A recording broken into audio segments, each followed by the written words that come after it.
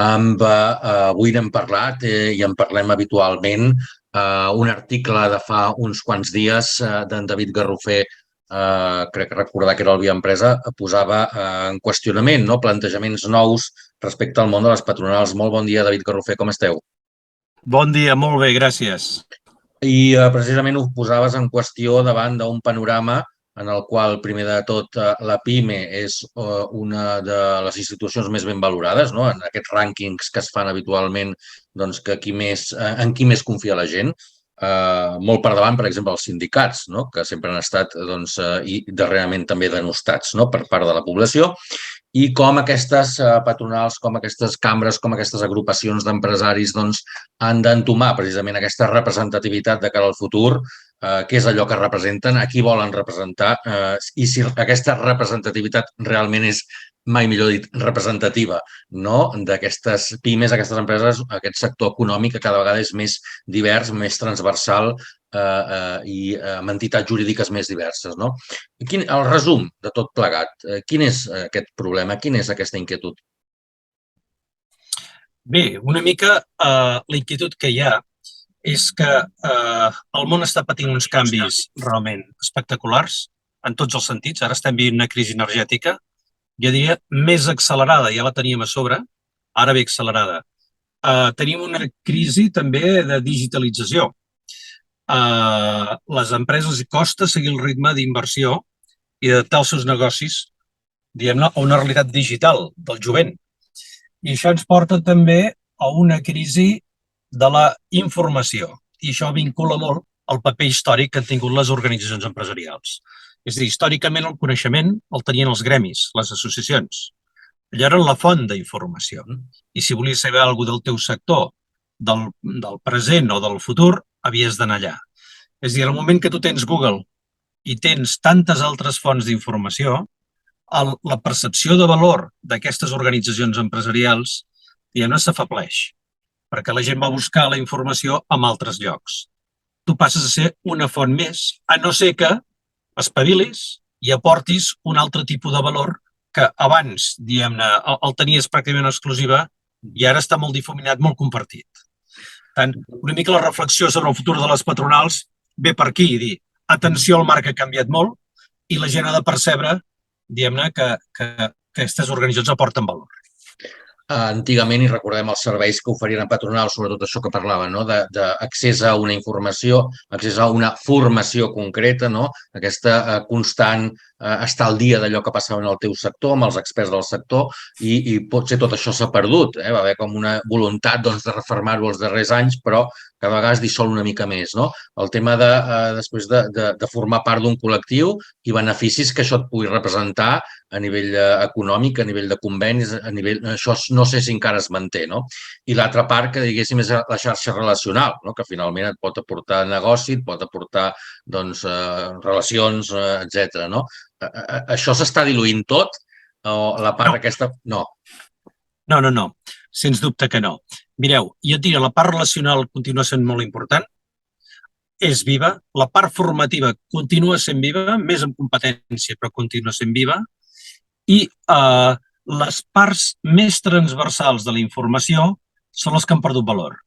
Les parts més sectorials és difícil trobar-les fora del sector, però la part que parlava de fiscalitat, de laboral, etc., tot això ho pots trobar, tens moltes fonts d'informació. Per tant, jo crec que les associacions han de trobar aquests espais de valor diferencial que només ells poden aportar, que és el relacional, que és el formatiu, perquè hi ha molt coneixement sectorial, i que és el també de negociació col·lectiva, en definitiva. És a dir, la negociació col·lectiva, l'únic que la pot fer són els agents socials, els sindicats i els empresaris.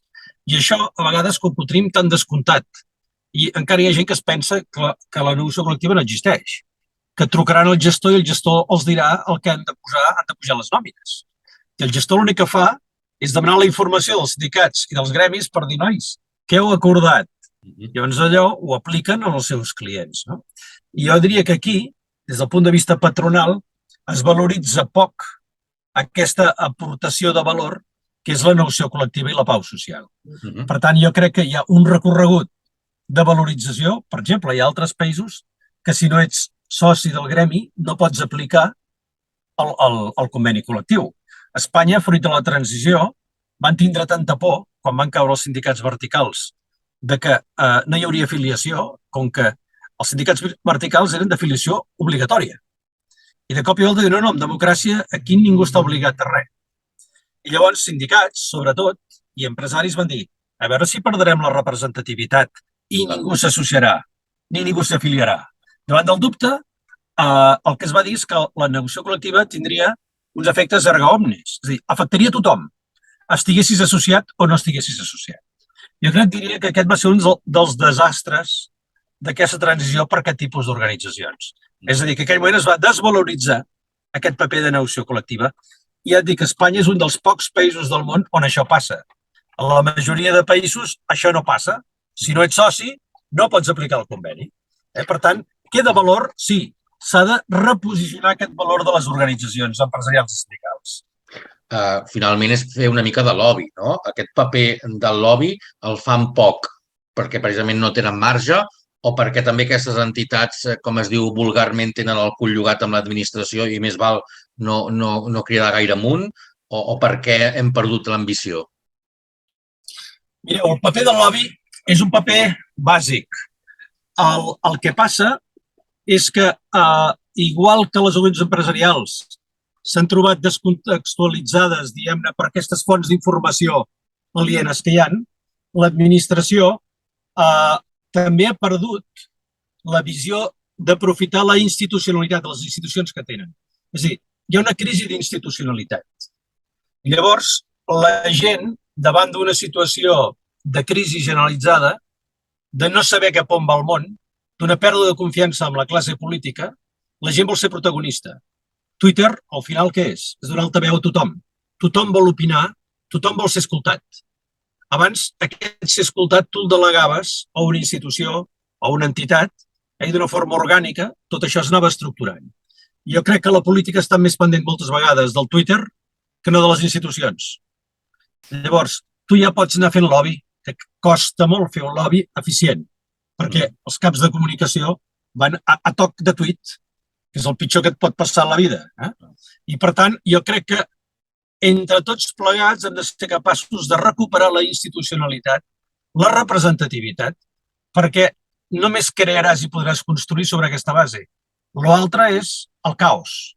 És activisme aplanat, però que no pots arribar a consensos ni acords per transformar res. Estem en una crisi institucional, no? On la gent també ha perdut el respecte a vegades cap a les institucions, potser buscat o potser, com dèiem, aquestes mateixes institucions han fet mala feina.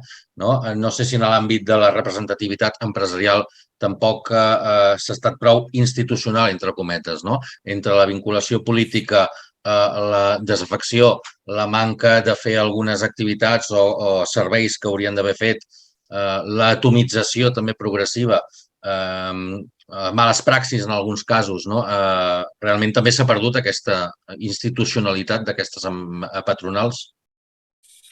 Jo crec que s'ha perdut parcialment. Evidentment, les entitats tenen la seva responsabilitat amb això, però jo insisteixo, jo crec que també depèn més d'una voluntat dels poders públics de donar-los un paper específic. És a dir, l'administració necessita interlocutors, però moltes vegades li són incòmodes. I, per tant, depèn dels governs que hi ha hagut. Per exemple, hi ha hagut governs que han estat molt hostils amb els sindicats. És a dir, quan els sindicats convocaven gairebé una vaga general a l'any, el govern central ho va tindre molt clar. El repartiment dels fons de formació de gestió canviaràs per afeblir aquest tipus d'entitats. Per tant, l'administració periòdicament té una vocació d'estrangular-les perquè no la condicionin. Això és un error. L'administració ha de crear els marcs i ha de deixar que els agents operin entre si. Per tant, jo crec que el que s'hauria de permetre, com deia abans, que no formes part d'un col·lectiu, no pots gaudir la negociació col·lectiva d'aquell col·lectiu. Només que recuperéssim aquesta figura que és arreu del món, això transformaria la valorització d'aquest tipus d'entitats. I qui diu això, en altres països, per exemple, sense anar més lluny, fixeu-vos bé, ara han canviat els fons de pensions particulars. Els han topat per tot arreu i el govern vol que tot això vagi a a ser organitzat de forma col·lectiva. I què diu el govern, els diferents governs espanyols? Nosaltres prepararem aquests fons, nosaltres triarem entitats financeres que prepari aquests fons pels treballadors. Jo els diria, senyor de l'administració, deixi que els agents socials, com passa arreu del món, s'organitzin, i aquests fons han de ser gestionats pels agents socials. I la gent percebria que de l'acord entre sindicats i patronals s'aporta un valor, que és preparar la teva jubilació. I això el govern no ho vol de cap manera. És donar massa poder als agents. Hi ha molts llocs que les organitzacions patronals es diuen cambres de comerç, és el mateix. Però ja siguin organitzacions patronals o cambres de comerç a l'estranger, alguns llocs gestionen les vacances dels treballadors, gestionen els fons de pensions, gestionen 10.000 coses que aquí el govern central ha mirat d'igualir de totes. Per tant, t'hi has d'esforçar molt més aquí per ser percebut com un agent que porta valor. Són temps de canvi. Gràcies, David, per atendre'ns, David Garrofer, des del vehicle. Això indica que també teniu jornades complicades i que seguiu al peu del canó. En aquest cas parlàveu d'aquest fet que pot ser deslloringador, aquesta recuperació d'aquests convenis col·lectius per part d'aquestes entitats representatives perquè precisament tinguin més valor i segueixin tenint representativitat i un paper social que els hi cal tenir. Gràcies per parlar d'aquest tema, que és un tema a vegades que no és del dia a dia, però que és important també per posar les bases de com ha de ser les organitzacions empresarials i patronals del futur. Gràcies, David Garrofer. Bon dia. Gràcies a vosaltres.